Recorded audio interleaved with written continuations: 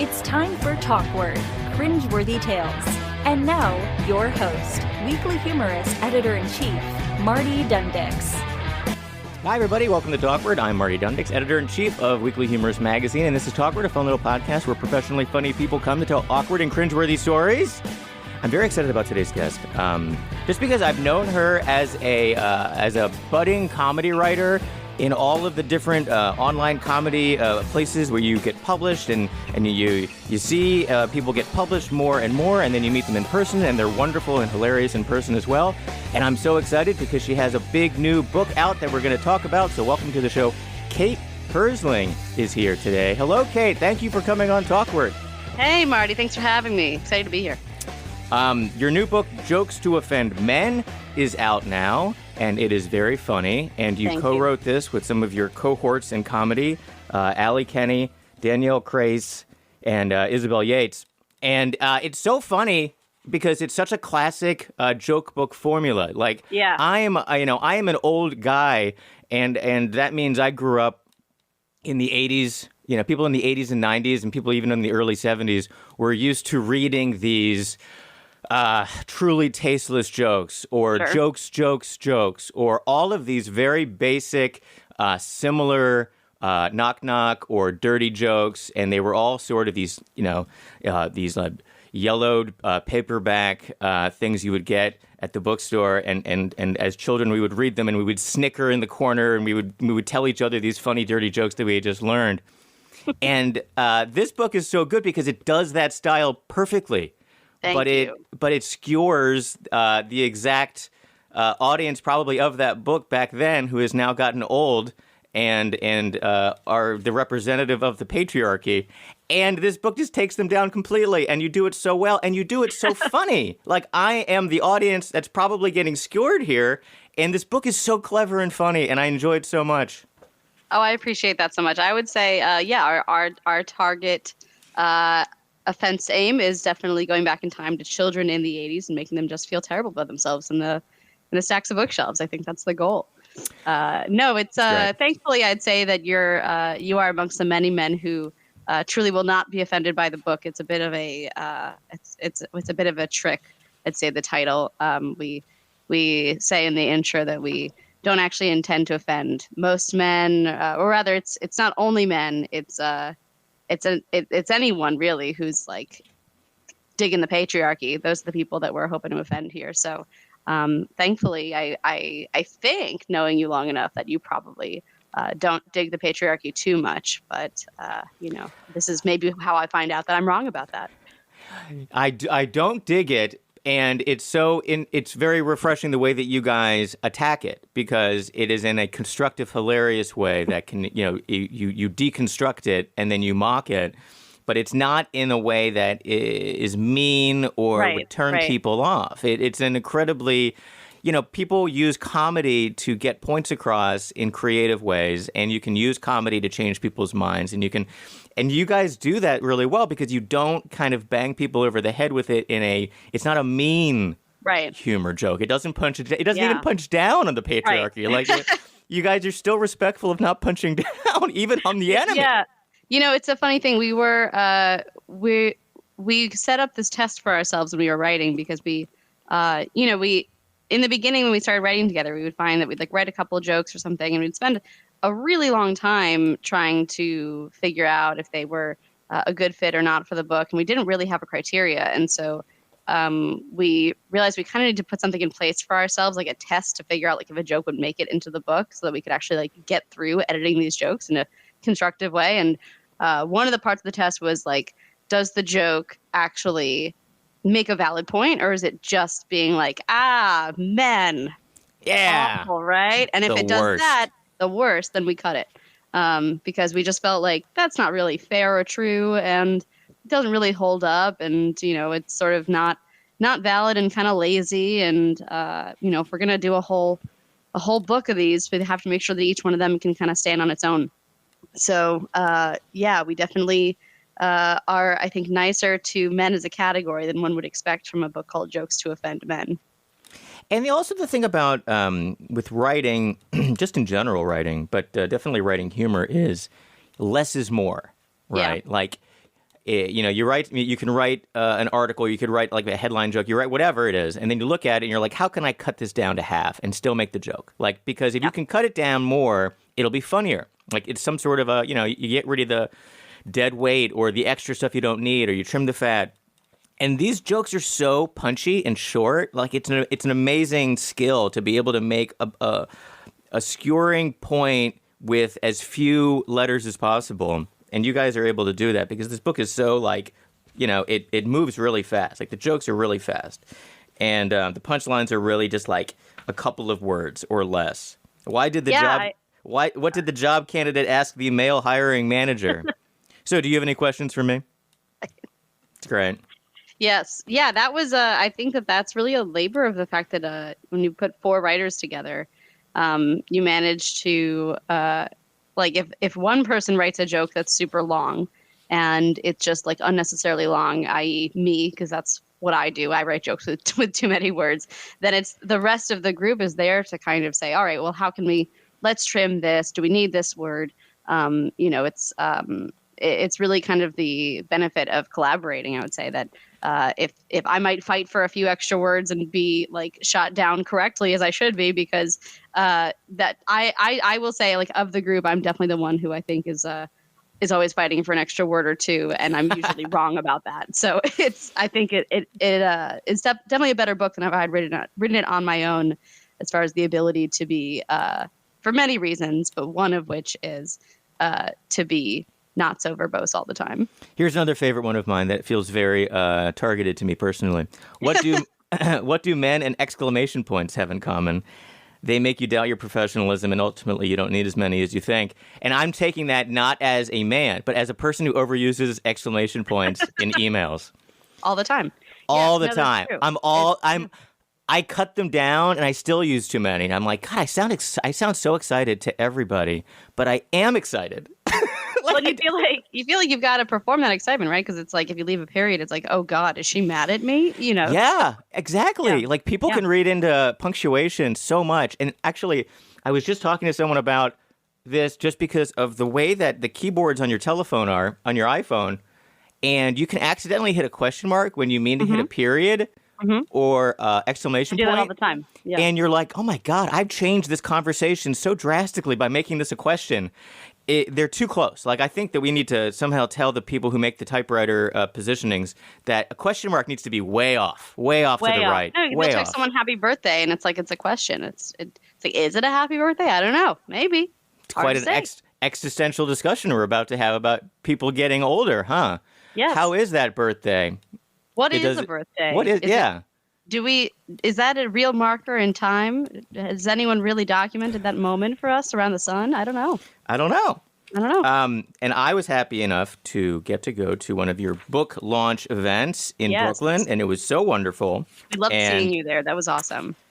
You had so many fun. You had so many people there, so many big fans there to get the book. And this is such a nice book, by the way. Like, as someone who publishes books, I appreciate book design, and I appreciate a nice hard back. Yes. And, color palette and font choices. And your co-writing person, Isabel, her partner is a font designer. Yes. So when I asked her, when I mentioned the font, I completely had forgotten that wonderful fact that he's a font designer and he did the font. I'm like, I love these fonts. And now I know why. Thank you. Yeah, we were very thoughtful about that. And Andrews McMeel was also wonderful to work with in terms of their ability to go back and forth and really kind of think about design. And it wasn't. I think sometimes you hear these like horror stories out in publishing of like, that something is just kind of like that there's just, here's the cover, hope you like it kind of moment. And instead it was really kind of collaborative, and we got to and be really thoughtful about the font inside of the book too. We wanted to make things look both beautiful and be accessible, and feel like something that you could just kind of pick up and dive right into. And I think I'm very proud of the book's like feel and how it gifts physically. How it feels physically when you're holding it. It feels kind of like it's a great. present even when you hold it. Yeah. And it's a book that you want to read this out loud to people because you feel like if you read jokes to people, you take sort of an ownership in the fact that I discovered this joke and I am now telling it to you. Like, I didn't write this joke, but I'm going to tell it to you. And that's the fun thing about. Yeah. Like, I'm going to read this joke to you and you wrote this book. And I'm going to be like, wait, Kate. Let me tell you this joke. This joke's really funny. I got this book right here. I like it better in your voice than in my voice. It's really very fun. It's really a cool thing to hear other people tell your jokes. It's very strange. Why did the pickup artist eat breakfast alone? Because no one cared for his rotten negs. Right. And negs was a term that I didn't know. Like, I learned that from maybe was it Danielle or Isabel? One of the people who like came up with the original idea for the joke. And I was like, what does that word mean? And now I know a whole new thing about the patriarchy that I didn't there's writing this book. Whole thing that I am not. There's a whole world of pickup artistry where it's like you insult people, and that makes them like you more. Yep. And Apparently, that's the idea. People, and then there's like people that are peacocking, and they're like literally wearing weird things, like I don't know, fedora people, I guess, with feathers in their hats, and that just gets awful. It's the fedora that's the problem, not the patriarchy. Man, fedoras. Fedoras are the coolest hat that I wish were acceptable to wear, but you cannot wear them. You have to wear like everyone wore them for like 6 months back in like 2006. I wish. I've got so many. I've got so many fedoras, Kate. You don't even want to know. Bring it back. Just decide that it's coming back. You start wearing them out in the world. Tell everyone it's back. And be like, no, it's a thing again. And then see people. They're so comfortable and they make you look. They're like there's no decorative men's hat wear anymore, and your head gets cold. And you don't want to wear a baseball cap or there's like a winter beanie, like a knit hat. It messes up your hair. Those winter beanies. Those look nice, though. But they don't look good with like a nice top coat. Like, you want to wear something, but like, we're just not in the 40s anymore. And man, they did it up right back then. You could look so cool, and everybody wore them. It was so Mad Men. It was okay if everybody wore them. Like, we need to collectively decide that this is cool again, but it's not happening. We just can't get there. I don't know. I mean, for me, I hear you, and yet having very curly hair, there is no hat that I can wear that it makes any sense for me to wear ever, because no matter what it is, if I take it off my head, everything should just be awful. Yeah. So, and if I keep it on my head, everything's gonna be awful, because as right now in this recording, right, I'm very clearly freshly showered. My hair is very wet. And in like an hour, it's going to go like this, right? It's going to just poof to the side. And if I'm wearing, if I wear a hat, it just goes like horizontal against the frame of the hat. So I think it's best for everybody if no one has to see that. No one gets to have the hats anymore. Yeah, just because of me. I'm we'll sorry. Get there. I did that to you. We'll get there. It'll take. Maybe we'll be like in the year, it'll be like 2202, and we're going to be way in the future, and everyone's going to be wearing jumpsuits. Everyone's going to be wearing the same exact jumpsuit, and there's going to be like one person who's like, you know what this jumpsuit needs? A top hat. A top hat, sure. Top hat, yep. And a monocle. I have a top hat like right here. Like, I just have like a stack of crazy hats for some reason. I've always been like a hat collector. I've never gone and worn the hats out, but I keep on finding hats, and I'll like take a hat. And I had one of my grandparents, my grandmother, she worked in like a vintage store in her later years, and she'd always kind of just give me random things. Store, or was it just the past, and so it was a store? That's possible. Maybe I'm remembering it wrong. It was called the Opportunity Shop, and it was kind of like a secondhand, like a Salvation Army, but like maybe a little bit hipper. So maybe it was more choice items that were used, or they still looked okay. And she'd always bring random things home, and I would get old. I got like my grandfather always wore like cool hats from the 50s, like he had them because he was an old man, and I'd been there from Pittsburgh, and I would try on all these whole old things, and he would like give it to me. So I have. What do I have here? In my crazy office of garbage. Look at this one, huh? This is like, I look like a private eye. Yeah, you look like you've got to crack a story. Yeah, it's like either I'm a reporter or I'm chasing down a lead. Or both. Could be both. Oh, so cool. So cool. Honestly, too cool. It's It's so not soft, great. So soft. Is it? Is it really soft? Oh, these old hats. These old hats are so soft. Hat. They don't make hats like this anymore, though. They don't. They use like a kind of a much heavier felt. This is like almost like a velvet, like a velveteen rabbit type hat. I got to work on getting those back soon. I need to write a book that's just all like, "Hey, everybody, hats are cool, right?" And we'll see if that can catch on. So that instead of jokes to offend men, it's hats to offend Marty. Yes. And it's like hats that are not as cool as the hats that you want. And it's just how modern hats are just made out of terrible material. Terrible material. Terrible material. And it's just a collection of that. And we'll get there. Yeah, I think the only purchaser of the book might be you, but you'll buy 1,000 copies. I'm going to buy many copies of this book and I'll hand them out. Well, it seems like anybody can spread a bad idea on a podcast if they make it sound good enough. So maybe we could start that here. We could start this. It doesn't matter how many people buy a book as long as one person buys 1,000 copies of it. You know, if 5 people buy 1,000 copies each, that's 5,000 copies sold. That's fine. That's a lot of books. It's a lot of books. No matter how many people you reach, matters how many books you sell. That's not what I believe, but let's put that out there. So you wrote this with co-writers. So tell me the process of writing this book with your co-writers. How did the book come to be?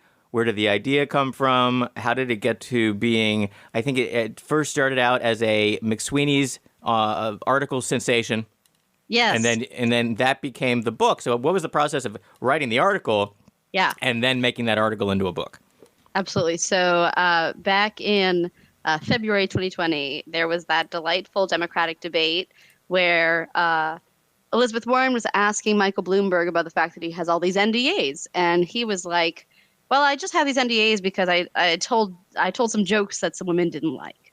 And that was awful and obviously not true. And Allie Kelly was sitting in her living room watching that and getting really angry. And she got this idea for like a premise of a humor piece and had this one joke in mind. And the joke was a man walks into a bar.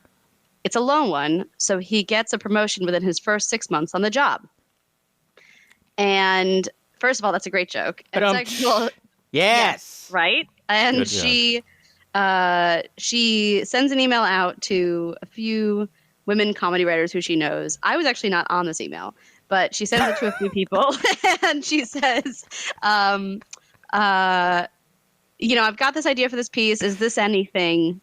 And then Isabel, who I knew, she knew that I was really into writing topical jokes. And so she brought me into the thread because I'd only met Allie like once before at a Whole Foods, which makes it sound like we were like in the grocery store. But we weren't. It was like a planned meeting at a Whole Foods for some writers. There are tables at You Whole were Foods. pushing your carts and you knocked your carts together and you were like, oh, hello. Look at this banana that fell on the ground, and then we laughed about it and walked away. No, it was like a planned meetup for like a few humor writers in the city, and she had moved to the city recently, and I just thought she was really cool and like probably too cool to want to be my friend, and so then we didn't really talk much after that until years later when we talked every day. But at this point, Isabel brings me into the email thread.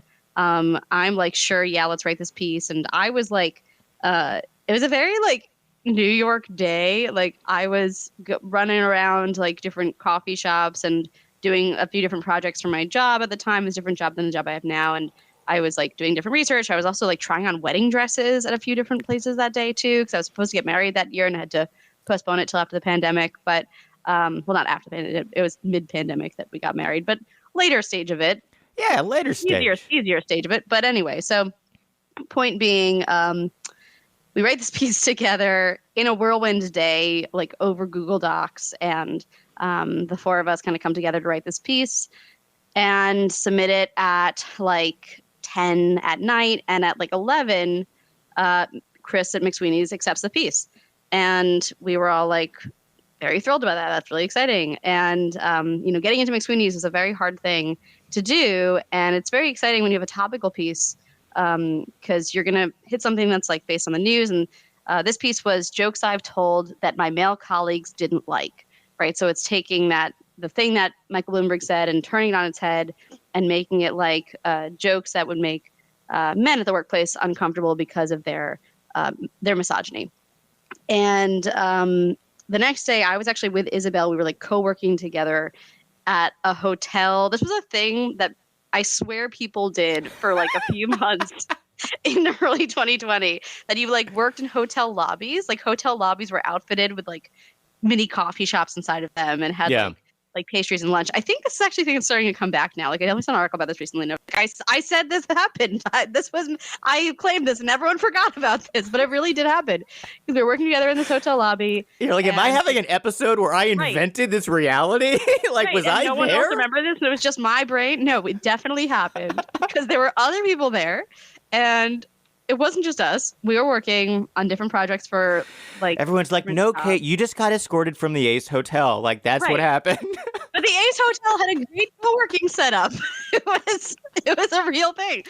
No, I swear to God. And we were watching the numbers climb that day, like watching it kind of like, oh, wow, like 1,000 people read this video. Oh, wow, 2,000 people. Oh, wow, 3,000 people. Oh, wow, 5,000 people. Like, I think it got up to 10,000 by the end of the day. And that seemed like a ridiculous number because I think the most that I'd ever had is maybe like 1,500. And so 10,000 seemed just wild. But to watch it continue to grow and to see what people were like sharing with each other online about it, people were really it was hitting a nerve in a really exciting way and connecting to people. And it seemed like it really meant something to them like it was putting something into words that people had felt for a long time. And then within a couple of days, it reached 100,000 people. And so we realized that there actually might be something more here in terms of like, maybe this could be a bigger project. So that was the process of writing the piece. For the book, when we got together and we said, maybe there's something else here, we it sort of became this idea of like, if we go beyond the workplace, like, sure, we'll include workplace jokes too, but what about other situations in life where you might need to take down the patriarchy, where you might need to take some classic format of a joke and turn it on its head? And so that became, in the home, domestic life, in dating, in the classroom, in the doctor's office, at like when you're voting, sort of all these different pieces of life, sort of private and public, that felt like they could use this idea infused into it. So that's kind of where the premise of the book came from. And how many jokes did the original article have versus what you had to expand it into as a book? Yeah, the original article I think was 18 jokes.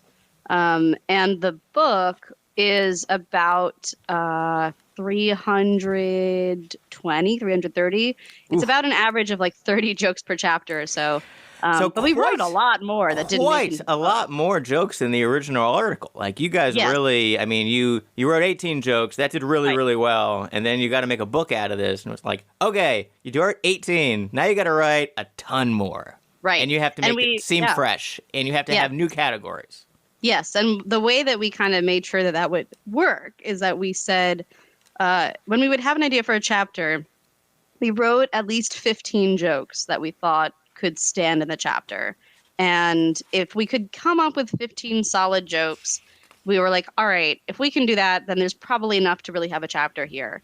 And if we can't really come up with 15 jokes enough, then it's probably not an idea that can like fulfill the weight of an entire chapter. Yeah.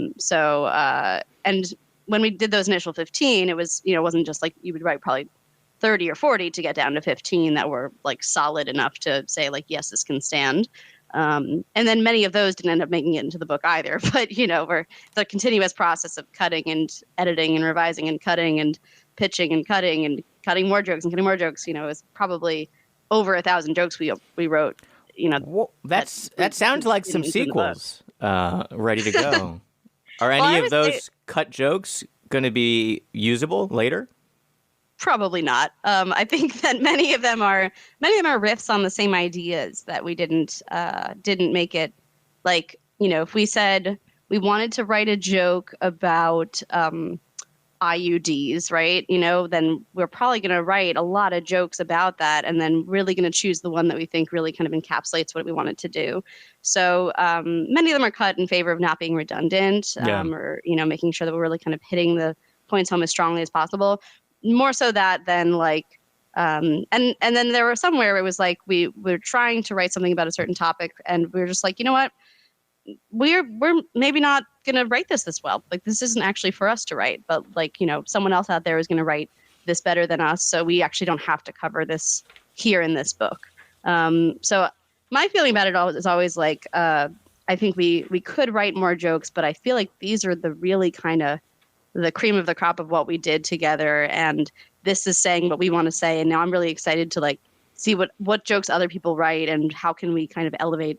If we can prove that this form is one that can be elevated and has something more to it, I want to see like lots more joke books now. I want to see joke books that are coming from points of view that we haven't gotten to see in joke books in like a, in a mainstream way yet. Would just be, because really like seeing the comps out there, there's so few that it's mostly still exactly what you read when you were a kid in the stacks. It's like that, and it's like books for kids, and it's like adult sex joke books, and it's dad joke books, which is fine, but not that's one take. I want to see more. Yeah. So hopefully this can prove a little bit that is a marketable thing that people will buy. I mean, it's wide open. Like, you guys hit on a genre of book of joke writing that just wasn't really done before. So there's a huge audience who's like, wait, this is hilarious. I need to buy a bunch of these. And that's a great gift. I mean, there's so many people that I would give this book to, and I will give this book to. Thank you. Like, it's an amazing thing. Yeah, you really expect that like that there would be more of this out there by now. And when you're making a book proposal, you have to you put together these lists of comps of books that are sort of similar, that are, out there doing a similar thing, but not quite the same. Because if it's exactly the same, why would you write the book? And it was pretty hard to find comps. Really, it was just kind of finding other feminist humor books that are fabulous, but not joke books. It's really kind of an interesting thing. I think this was a great category. It's jokes to offend men at work who don't actually do their own work. Sure. And that's it's so true. Like, there's so many people, and it's the type of people that, and I've encountered these people before, and I was actually just talking to someone about a person like this, and I said, this person was the person in school who was in the group project and didn't do any work in the group project. I did all the work in every group project. You did all the work. So every work. I would want to be in your group, Kate, because you would be the one that would make sure that we didn't fail, and I would contribute, but there would always be somebody who just didn't do anything. Nothing. And they somehow got their name first on whatever, and then somehow also probably took credit for the entire thing. Yep. And that's why this is a great section, and I love it, and this is going to resonate with a lot of people, because, I mean, this is something that happens at every office. Thank you. Yeah. Why are men at my job like parrots? Because they repeat everything I say poorly. Yep. Yeah, that chapter was an interesting one because, it's in a way it's obviously it's the chapter that's most similar to the original piece because it's the workplace. The original piece was the workplace. But we didn't want it to just feel like just take the original piece and double it, or take the original piece and just kind of like extend it. So what you'll find in there also is a lot of jokes, like many are at the office, but there's also many in other kinds of workplaces, because we wanted to feel like we could expand out a bit into other kinds of jobs that we didn't really get to tackle in the original piece. Because otherwise it felt like it would just be kind of like, like, sure, it's the same as the piece and we'll open with this, that's fine. But or the same idea as the piece. But I like that we were able to go a bit outside of the office there too, and really kind of like look at other jobs, other kinds of workplaces and other approaches to what it means to work and problems at work. Like there are jokes about parental leave in there, and like the discrimination in terms of like pregnancy in the workplace. Like there's that joke that's like I'm gonna botch this. Maybe you can find it in the book. I like the one that said there's some very specific categories here, but I think they're very the one about jokes to offend men whose great grandfather founded this school. Sure. Yes. So it's which all initially, about sort yeah, of like generational wealth and generational education. lineage. Yeah. Yeah. Because that one we were initially going to make it, we were thinking about universities, but then we found a lot of jokes there, a lot of ideas for the classroom for when you're younger too, and the way that when you're in like, from very young age up to high school, the way that misogyny plays out in classroom. And so that felt a bit more expansive than just like college or universities. But yeah, no, it's I also really love the subheads of each chapter. I think they're very funny. Yeah, I think one of my favorite ones is for the medical chapter. Jokes to offend men who have a medical degree in dismissing your pain. You'll laugh so hard it hurts, and then a doctor will say it doesn't. Love that. I love that subhead. I'm so proud of that. Good. So funny. Will say it doesn't. It's just so pithy and true. So true. Yeah. So true. What do you call a female doctor? A doctor. That one, to your point about additional words and like, keeping it short, that was originally a doctor, you sexist. Like, like really kind of driving the point home. And then our editor was like, I think you could just say a doctor. I don't think that you need you sexist. I think the point is driven home. And I think it's a much stronger joke for that cut. I think that was a joke that I pitched, again, in the world of Kate Herzlin is far too verbose. Like, I think that was an edit of me. That was a very good edit of me.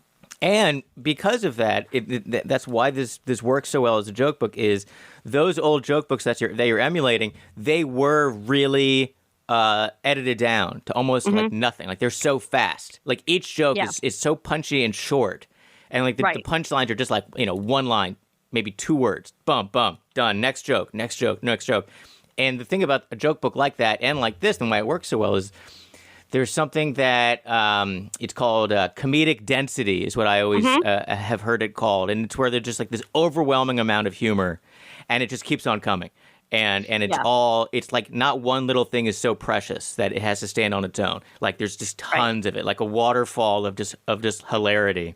And that's why those jokes work. Yeah, no, it's true. And I think what's nice about it too is that, you almost recognize the setup, right? Like that, like what do you call a female doctor? Feels like a setup from one of those books. And the part of what I think makes the joke work so well is that a joke has to be a surprise, right? Like the punchline has to be something that you don't see coming, and that's part of why it's funny. And so if your brain is going to just kind of automatically go to whatever the like awful thing was before as the punchline, then the surprise is like, like this is your brain is kind of messed up now because of the society. Like you're kind of almost making fun of the way that you are trained to think.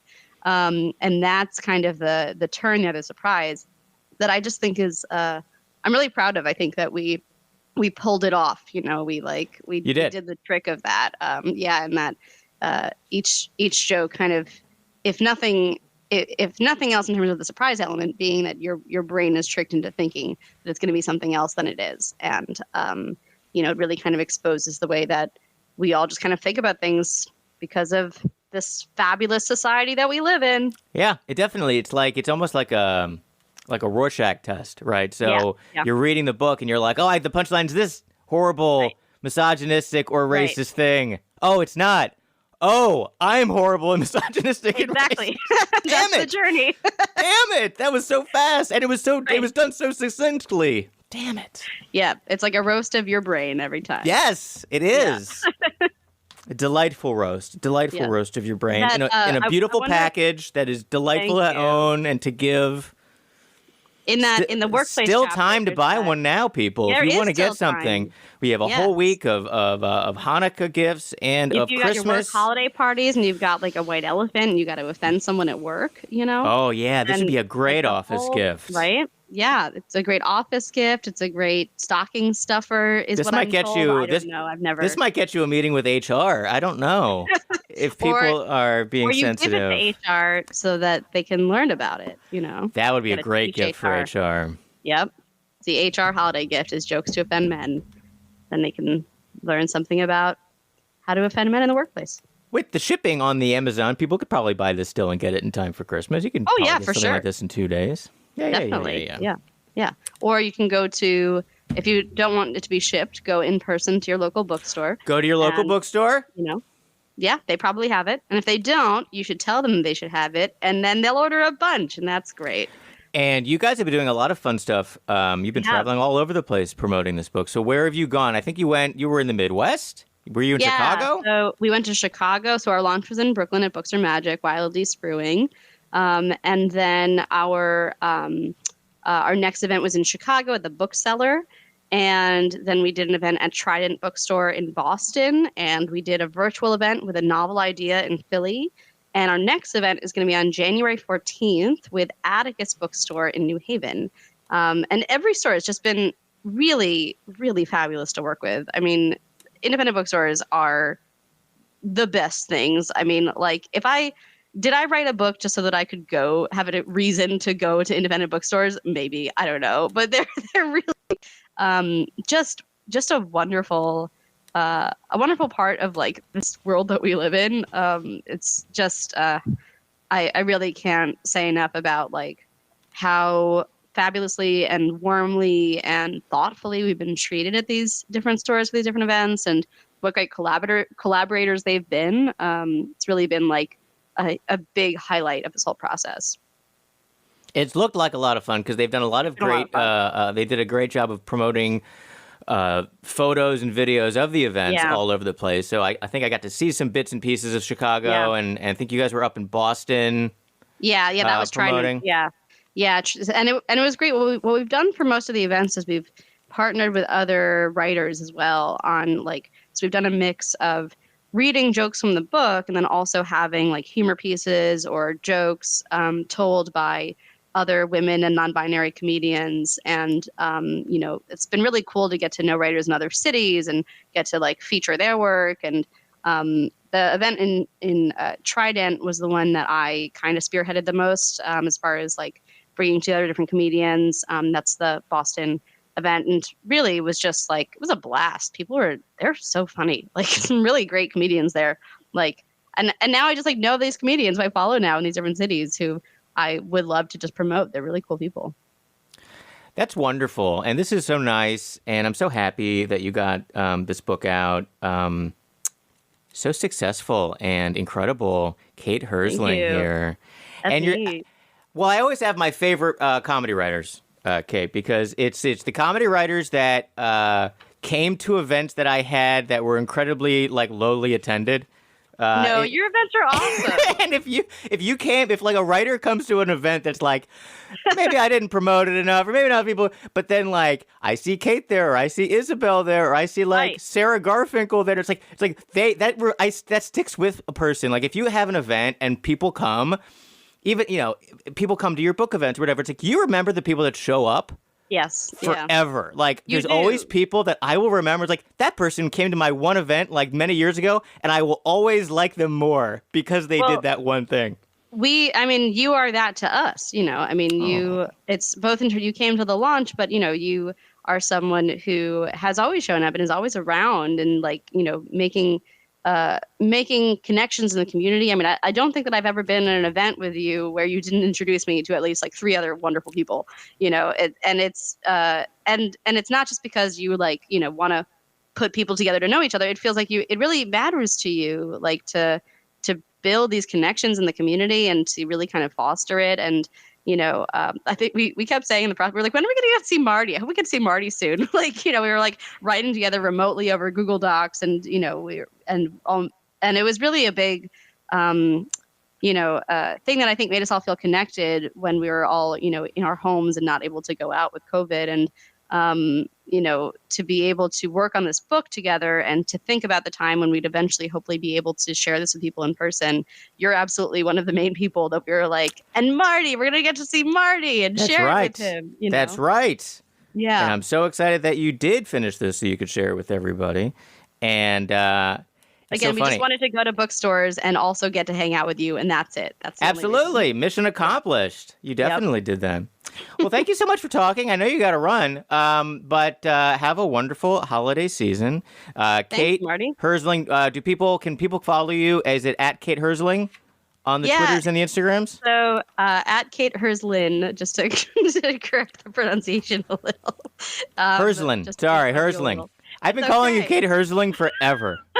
I know. But I this but is- I this but I is spell it moment. right. I always spell it right, but I always say Well, I slur the last part of your name Yes. together. Well, and to tell a quick, I know that the one of the things that we like to do here on this podcast, right, is to tell an embarrassing story. Yes. Yes, and to tell one actually very connected to what just happened is that when I was in college, I had a job where I had to I delivered cash from one building to another building at my university. There were other parts of the job, but that was one of the parts of the job. It was like the writer's house to the financial building. I had to deliver like petty cash back and forth.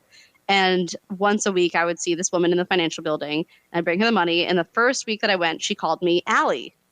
And I just didn't correct her. And so every week, so we got to know each other like kind of well because I saw her every single week. She would always call me Allie, and I would just continued on answering to this name. And literally a year later, like it was like the end of the school year, and my boss was writing an email to this woman and was like, I'm going to be sending Kate over with the cash today. And she's like, who's Kate? And so she found out that I was not Allie. And she confronted me. She was like, why didn't you tell me the first time? And I was like, well, the first time it was just, I just couldn't do it. And then it just continued. I don't know what to tell you. And it was quite embarrassing. And thankfully, I don't think I've heard you say my last name enough out loud for it to have gone on that long, but maybe. And I just similarly have not No, been I successful know in how to write it. And Yes. then I just don't, you don't say people's names out loud very often, especially Yes. people's last names. Like, Yes. there's people I don't think that have ever said my last name, and that's fine. And then they probably say, they're like, what is your last name? I'm like, don't even bother. It's fine. Well, Don't I try. was just at a holiday party with one of my closest friends from college, and she's been with this guy for like 7 years, I want to say, and they got married recently. And I was referring to him out loud, and he was there, and I know his name, but I've never said his last name out loud, and I got really nervous, and it made it sound like I didn't. I just said his first name, and it sounded like I didn't know his last name. Like it sounded like they've been together for 7 years, and I was just like referring to her and then Jim, and then it was like. No, but what do you know his last? No, I know his last name, but I'm just afraid I'm going to say it wrong. And it was close enough. Like he wasn't. Close enough's fine, especially if it's like a long, complicated, like, Constantinopolis or something like that, where you're just like, that's a lot of O's. It's actually a pretty short name. I just. It's Bowserman, and I wasn't sure if it was Bowserman or Bosserman. Now he's here. Now I'm just now Jim Bowserman. This is It's Jim fine. Bowserman. Jim, what is it? I don't know. But so that was tough. my concern. I had a speech impediment growing up, and I would say my own name incorrectly. I couldn't say my R's. I had a stutter. Like, I was a mess. And I would say, I said my name, I think it was Modi. Oh, Something Modi. like that when I was a kid. That's And a good name, though. I would call you if you were like, my name is Modi. I'd be like, so hey, the Modi. problem, and I'd be like, no, my name is Modi, not Modi. Modi! And I would get so frustrated, and I couldn't talk. And my basketball coach called me Modi the entire season. And it's like Little League basketball, and my best friend, Frank White, was on the team with me. And I was like, why don't you tell him my name is Marty? I keep saying I keep saying it wrong. He's like, I could, but it's just so funny. And this is like, we're like 7. Yeah. And he's like, this is too funny. And I think my parents are like, why is he calling you Modi at the game? I'm like, I don't know. He doesn't know my name. It's like, isn't it written down on the roster? That always feels like people were pretty terrible. I feel like they were too busy reading these terrible joke books that we were reading back in the day. Yeah, totally insensitive they and mean. this book instead, and then they would learn to be better people. Yeah. I agree. Yeah. I agree. So they can follow you on the Instagram and the Twitters, and they should go to. Yeah, so it's at Kate Herzlin on Twitter, at Kate Herzlin on Instagram. And then it's jokes2offendmen.com, I think is the website. Jokes2offendmen.com is our website. And you can buy Jokes to Offend Men. Look at that. You can buy it all the various places where books are sold. It is distributed by Simon & Schuster. So if you go on the Simon & Schuster page for it, you can see lots of places where you can buy it. I would definitely encourage folks to buy it from their independent bookstores. and support those this holiday season. They're just doing a fabulous job, and we want to. How many times have I used the word fabulous today? I haven't. Fabulous. And that's my go-to word, but it's a great word. But yeah. Oh, and also, fabulous bookstores. Before we go, who is the illustrator? Because these jokes are illustrated in the book, and they look great. So who is the artist that you used to do the illustrations of the book? Yes, our artist. I want to also make sure I include her handle. So let me pull that up as well. So Millie Von Platten is our artist, and let me see if I can find her on Instagram because she is just phenomenal. What is her very handle? fun stuff? Very fun, like pen and ink. Yeah, and she does some great things for the New Yorker. She was just a delight to work with. Instagram. Millie Von Platten. Yeah, that is her Instagram too. So do follow her, Millie Von Platten. That's MILLIEVONPLATEN. She's hilarious and was so great to work with, and what a great collaborator. I just was. We were just blown away. I mean, we gave her like a few jokes per chapter to choose from, and gave her the different things to read, and she just ran with it and was it really, I think, elevated so much to get to work with her on the project. And big shout out to her. Everyone should follow her. Really excellent artist in person. What do daughters and business cards have in common? Men are expected to give them away at events. Right? Oh, this book is so good. Thank Again, you. Everyone should go get this. It's Jokes to Offend Men, and it is out now. And thank you so much, Kate, for coming on. Thank you so much today. for having me, Marty. It's Thanks for been so being awesome. marvelous talking to you. Yes. It's been the best. You're great, and I'm so grateful to know you, and I'm so glad that you are a comedy shepherd in this community. We are so lucky to have you. That's so nice of you to say. I'm going to put that I'm going to make that my ringtone now, and I'm just going to hear it every time my phone rings. It's just going to say how wonderful I am. And you can, because this is recorded. So that's right. Just put this entire podcast as your ringtone. I will. Yeah, it'll be ring for 47 minutes. Every morning. It'll be like my alarm. Waking up. All right. Well, thanks for listening, and we'll see you next time on Talkward. Bye, everybody. Thanks for listening to Talkward.